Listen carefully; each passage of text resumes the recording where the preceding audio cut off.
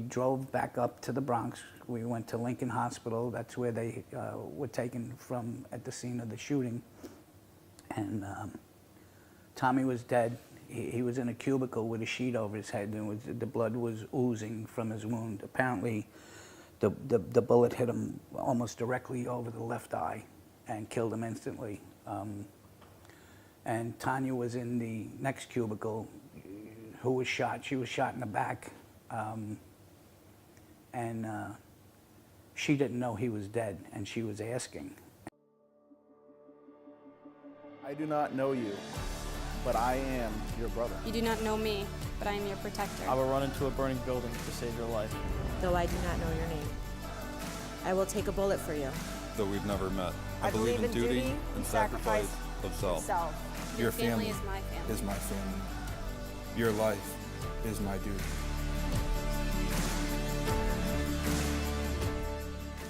What's going on, guys? Time for another episode of Behind the Uniforms. We are here on location in Florida. I am stoked to introduce you to this dude because he is a great friend of mine on LinkedIn, provides a lot of firepower. Brother, tell them all who you are.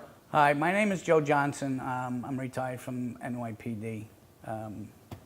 I had a short career because I was almost killed in a motor vehicle accident. But I'm here today, and I guess that's a good thing. We're out here in Florida for Heroes Weekend, which is part of the Wounded Officers Initiative. And we've got law enforcement today out here. We've got enforcement out here. We're super, I'm just stoked to bring everybody your story and to tell them what you're working on now. So where do you want to start? You want to tell them about a good day, about a bad day? The good day was the first day that I went on the job, okay? Entering the police academy. It's something that I always wanted to do. I finally got my chance, and I did. After I graduated from the police academy, I was assigned to the South Bronx, to the infamous precinct known as Fort Apache, the 4-1 precinct on Simpson Street. And it was the best time I ever had when I was a cop. It was also the worst time I had as a cop because of that night in February 1984 on Valentine's Day when I traded assignments with another officer. We went to his detail down in Manhattan, and he stayed in the Bronx. While he stayed in the Bronx, he was shot and killed. We found out about it when my partner with me at the time was Kenny Stevenson. We found out about it when we were in the Associated Press cafeteria, and I think it was the NBC building. And one of the reporters came over and he saw the numbers on our shirts, 4-1, and he came over, he handed us the teletype. It said 3 cops shot, 2 dead, Bronx, 149th Street. We had no idea what this was all about. So we went back to the temporary command headquarters and found our sergeant who had come with us, Kenny McCarthy, and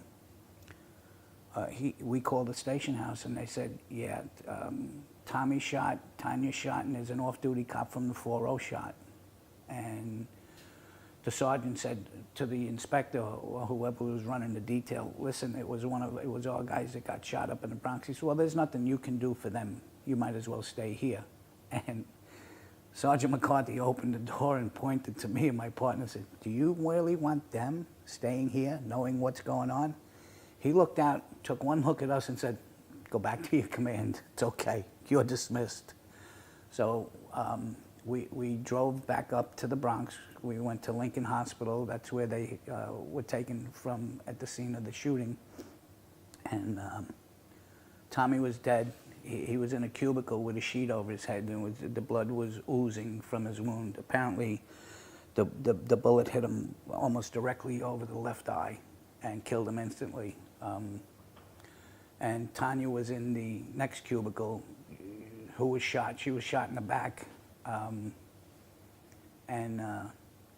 she didn't know he was dead, and she was asking. And when we got there, the Bronx Homicide Bureau Chief, Paul Paley, was in there questioning her. We suggested to him that he must leave and not talk to her, not while she's first off hospitalized and under medication. I'm not going to allow him to take statements from her that would be possibly used against her at a later time. So, make a long story short, the shooter was out on the street. The off-duty cop, Dino Padilla, who was in the gas station when this happened, engaged the killer and shot him. And in the same, and in retaliation, not retaliation, but in return fire, he was also shot. So Tommy was dead, Tanya was shot, and Dino was shot, and they were all in Lincoln. But the shooter was able to make his way out of the area, even though he had been shot. Many hours later, when the tour was over, the CO of the detective squad told us, nobody's going home. Go upstairs, change into street clothes, take your 2 guns with you, get extra bullets, go downstairs, get a radio, and just follow every lead you can out on the street. This guy's out there, okay? We need to find him. We went upstairs, changed, we were on our way down, and it turned out somebody had dropped him off. They did a drive-by with him at the hospital and threw him out of the car. So he was captured, and that was it. But that was a tough night because, like I said, we had switched assignments with Tommy and Tanya. He was actually a week away from being transferred to One Police Plaza to work in there at developing IT infrastructure, because he was that smart. So he was only a week away from being transferred off the street, most probably forever. So years later, I had met a director from the Glades TV show, and he kind of, I got bit by the bug to make a documentary.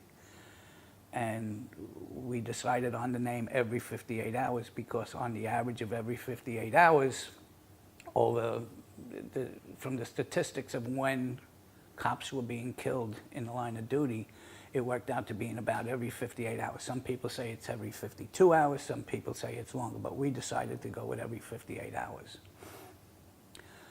I hired local people.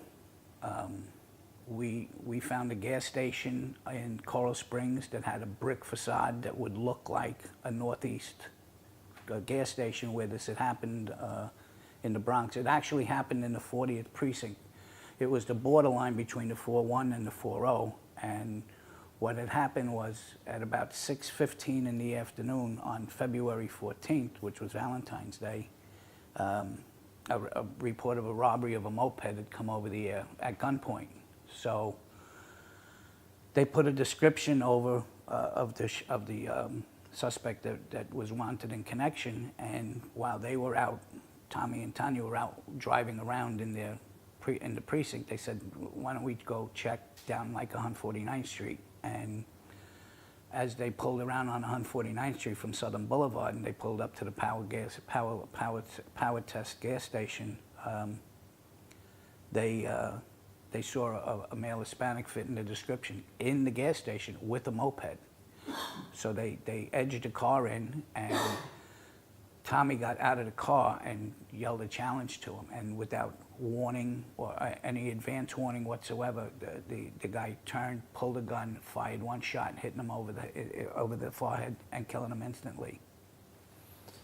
So we reenacted the entire killing with post of what they were doing before it happened, when it happened, and the aftermath. So I have a full 30 minutes in the can, as they say, ready to go if somebody would want to either play it as a special or maybe want to develop a whole series around every 58 hours. You had 140 guys last year, 140 guys and girls last year. So it's not like you're not going to run out of material, right. You know. So I've had it, I've shopped it around. It just doesn't seem anybody's interested. And the whole point of this was to enlighten the people that on the average of every 58 hours, a police officer or a law enforcement officer dies in the line of duty. And you know, they can be shot. A lot of them are shot and killed. A lot of them, you know, die in motor vehicle accidents. You still have people dying from 9/11 disease, which, you know, some say it's not really line of duty, but as I know you have seen me put, so-and-so was killed on September 11th, 2001, but died August 15th, 2018. I'll tell you why you've had a hard time getting it picked up. Because it's not happy, cheery Hollywood. Right. It's truth, it's reality, and it's a very difficult reality that so many people in society today don't want to face. This is why we're doing this entire series behind the uniforms, because we're having those conversations that people have avoided because they're not comfortable. It's not bubbles and sunshine. It's the real truth of what law enforcement faces in America. It's like Jack Nicholson said in A Few Good Men. You don't want to know. You're can't just handle the happy we're truth. there, okay? You don't talk about us behind our back, okay? But you're glad we are there, and you don't question it. Then all of a sudden, when something happens, then you go out of your way to question it. So whether it be with this documentary or just with policing in general, how can people who are watching today help? They just have to have a little bit more understanding of what the police do. Police officers don't go out of their station house or out of their commands with the intention of shooting people. They just don't. In reality, their first duty is to go home alive and unhurt. They don't need to go to the hospital. I mean, in my short career, as I used to say, I had my own ashtray and coffee cup in the emergency room at Jacoby because I was in there so much, whether it was with a prisoner or me being hurt. I smoke inhalation 3 times. Jeez. You know, getting beat up, just, it happens. It happens, and it happens all the time. It's just what people have to understand. We're human. We have feelings. We don't, the last thing anybody ever wants to do is to take a human life. And it's something that you would have to live with for the rest of your life, knowing that you did that. No doubt, no doubt. And sometimes guys can't handle it. You have a high rate you've seen lately in the last couple of years. Police suicides have skyrocketed. There's help out there, and I'll tell anybody that's out there that's a police officer, if you have problems, seek help.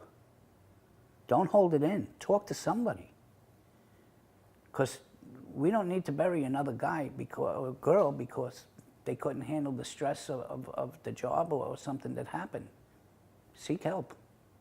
Guys, this is a message that keeps coming up on this series Behind the Uniforms, and I hope you will all help us to share it. It's going to take you 2 seconds to hit that share button. So please get this tremendous, powerful story out there. Brother, thank you for joining me. Thanks Kyle, for the gifts that you I'm brought. glad to be here, all right? I'm up in Mickey Mouse land, and that's a great thing. Excellent. Sounds good. Guys, thanks for watching. Thanks for sharing. God bless America.